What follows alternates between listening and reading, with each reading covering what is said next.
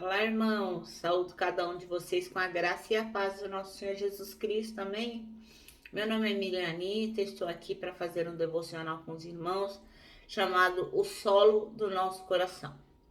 Essa meditação foi feita pelo pastor Paulo Seabra e ele escreveu este texto para o Manancial, que é uma publicação de meditações diárias da União Feminina Missionária Batista do Brasil. Então, como não fui eu quem escrevi o texto, foi o pastor Paulo Seabra, eu vou ler com os irmãos e contar aquilo que eu entendi. Mas eu gosto de deixar sempre muito claro que o importante é que vocês leiam a porção bíblica.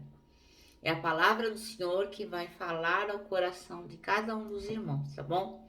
Então, obviamente que eu faço o meu melhor, eu explico aquilo que eu entendi, mas quem vai falar ao seu coração é Jesus Cristo, não sou eu. Eu sempre peço a Ele que misture as palavras dele com as minhas, para que possa servir para a sua edificação e para você que não conhece Jesus Cristo, que sirva para a sua evangelização, para que você possa conhecer aquilo que o Senhor fez.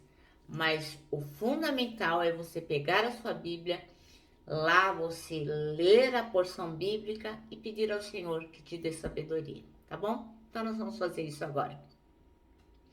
Senhor Jesus, pedimos sabedoria para entender aquilo que tu tens para nos dizer. E te agradecemos o privilégio de podermos manusear a tua Bíblia, estudá-la e saber o que tu tens para cada um de nós. Perdoa-nos, Senhor, quando pecamos e torna-nos pessoas melhores. Em teu nome que oramos. Amém. Então o texto chama-se O Solo do Nosso Coração.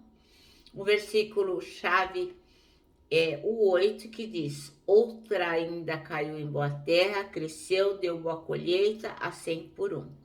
E esse versículo está em Lucas, capítulo 8, e nós vamos ler do versículo 1 até o 15, tá bom? Então, o 8 é o nosso versículo-chave. E diz assim: pouco tempo depois, Jesus começou a percorrer as cidades e os povoados vizinhos, anunciando as boas novas a respeito do reino de Deus. Iam com ele os 12 e também algumas mulheres que tinham sido curadas de espíritos imundos e enfermidades. Entre elas estava Maria Madalena, de quem ele havia expulsado 7 demônios. Joana, esposa de Cusa, administrador de Herodes, Susana e outras que contribuíam com seus próprios recursos para o sustento de Jesus e seus discípulos. Aí começa a parábola do semeador. Certo dia, uma grande multidão, vinda de várias cidades, juntou-se para ouvir Jesus. E ele lhes contou uma parábola.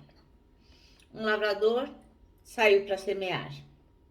Enquanto espalhava sementes no campo, algumas caíram à beira do caminho, onde foram pisadas, e as aves vieram e as comeram. Outras caíram entre as pedras e começaram a crescer, mas as plantas logo murcharam por falta de umidade. Outras sementes caíram entre os espinhos, que cresceram com elas e sufocaram os brotos. Ainda outras caíram em solo fértil e produziram uma colheita 100 vezes maior que a quantidade semeada. Então, esse é o nosso versículo-chave, né? Ainda outras caíram em solo fértil e produziram uma colheita 100 vezes mais que a quantidade semeada. Quando ele terminou de dizer isso, declarou: quem é capaz de ouvir, ouça com atenção. Seus discípulos lhe perguntaram o que a parábola significava, e ele respondeu: a vocês é permitido entender os segredos do reino de Deus, mas uso parábolas para ensinar os outros, a fim de que quando olharem não vejam, e quando escutarem não entendam. Este é o significado da parábola. As sementes são a palavra de Deus. As sementes que caíram à beira do caminho representam os que ouvem a mensagem, mas o diabo vem e arranca do coração deles e os impede de crer e ser salvos. As sementes no solo rochoso representam os que ouvem a mensagem e a recebem com alegria. Uma vez, porém, que não têm raízes profundas, creem apenas por um tempo, depois desanimam quando enfrentam provações. As que caem entre os espinhos representam outros que ouvem a mensagem, mas logo ela é sufocada pelas preocupações, riquezas e prazeres desta vida, de modo que nunca amadurecem. E os que caem em solo fértil representam os que com coração bom e receptivo ouvem a mensagem, aceitam e com paciência produzem uma grande colheita. Amém? Bom, então, o pastor Paulo Seabra diz aqui que Jesus ensinou, como sempre, né? O nosso mestre sempre nos ensina lições importantes e práticas com essa parábola, né? Parábola do semeador. Aliás, irmãos, quando eu morrer, eu gostaria de ter escrito na minha lápide: o semeador saiu a semear. Porque é isso que eu quero para minha vida toda, semear a palavra de Deus. Semear falando, semear com a minha vida. Então eu quero que o meu coração seja um solo em que o Senhor se alegre, onde a palavra dele possa realmente dar muitos frutos. Bom, então, o que acontece? Sempre a palavra de Deus, como a própria Bíblia diz, né, ela não volta vazia. Ela é para salvação ou é para perdição. Então as pessoas são muito diferentes umas das outras e lógico, elas vão reagir diferentemente de acordo com como a palavra é lançada, cada uma vai reagir de um jeito, né? Então, como o solo, né, que Jesus fala sobre as sementes que são lançadas ali, o coração do homem também.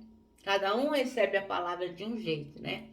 Um aceita, agradece, outro não tem raiz, enfim. Então, Jesus está falando o quê? Que a primeira semente que é lançada naquele solo, lá na beira do caminho, é uma semente que não chega nem a germinar, ó. Caiu ali, mas morreu. Então, o que acontece? Os pássaros vêm e comem antes de ela sequer conseguir dar um pequeno broto. Então, esta palavra a gente pode dar o nome de que caiu num solo que é indiferente. É um solo que, ó, para ela tanto faz, né? Como dizia a minha mãe, entra por um ouvido e sai pelo outro. Um solo indiferente, tanto faz. O segundo tipo de solo que Jesus menciona é o da rocha, lembra? A semente vai e cai no meio das rochas. Mas e aí o que acontece, né? Como é muita pedra, aquela semente não encontra uma terra suficiente para que ela possa brotar, uma terra boa, e ela não consegue então ir para frente, né? Ela caiu ali e não tem umidade suficiente, a terra não é boa, não tem bastante terra. Aí o que acontece? Com o que ela acha ali, ela nasce, mas do mesmo jeito que ela nasceu ali, ó, não tem força para seguir adiante, ó, morre também, não tem jeito. Então, foi muito rápida o tempo que aquela semente ficou naquele solo. Então, o que a gente pode dizer desse segundo solo é um solo superficial. É um solo que não dá condições para que a semente possa brotar e seguir adiante, porque ela começa brotando, mas aí como não tem substância, é um solo superficial. Aí tem o terceiro solo, que é aquele solo onde a palavra de Deus, ela tem que competir com todas as coisas que a gente deseja, né? A gente quer trabalhar demais, ser rico demais, querer as coisas do mundo demais, e acaba sendo seduzido por muitas coisas. No caso aqui ele menciona as riquezas, né? E os cuidados deste mundo. Então a gente tem tanta coisa para fazer. Quero cuidar do filho, quero cuidar do marido, quero ganhar dinheiro, quero trabalhar muito, quero estudar demais, quero isso, quero. E a gente vai querendo. E o que vai acontecendo? A palavra de Deus acaba sendo sufocada, ela não consegue frutificar, porque tanta coisa sufoca aquilo que nós, né? Então a gente não tem nem tempo para ler a palavra, então lê de qualquer jeito, porque tem muitos cuidados para tomar na vida. E aí acaba que a palavra acaba sufocada. E eu não estou dizendo aqui que os cuidados que a gente tem na vida são coisas ruins, são pecados, não, nada disso.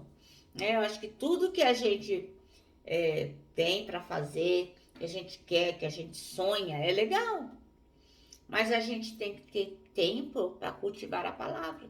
Eu estava dizendo isso para uma irmãzinha amada esses dias. A gente corre tanto que acaba não tendo tempo de ler a palavra de Deus. E aí, como é que vai ser um cristão bom? Porque se não sabe o que Deus fala, aí vai acabar seguindo o que os outros dizem, sem conferir se aquilo realmente é verdade, né?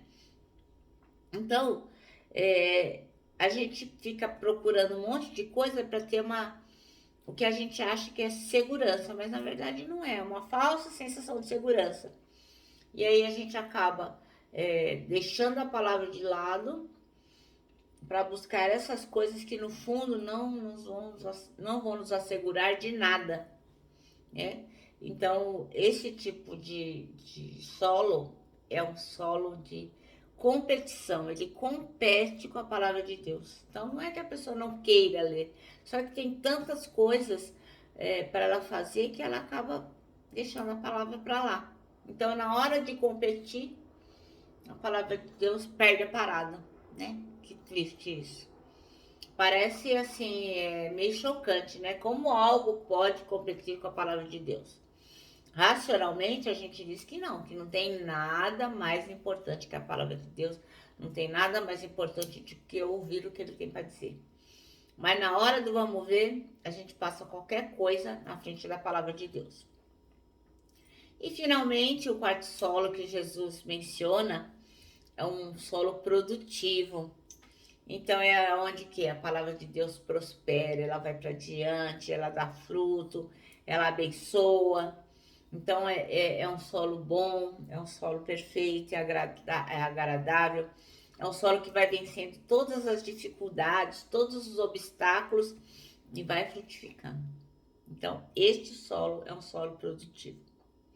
Então nós temos assim que nos lembrar que tem aquele solo que é indiferente, tem aquele solo que é superficial, tem aquele solo que vai competir com Jesus e tem aquele solo que vai produzir, que será produtivo, onde a palavra realmente vai frutificar, vai abençoar, vai nos tornar cristãos melhores.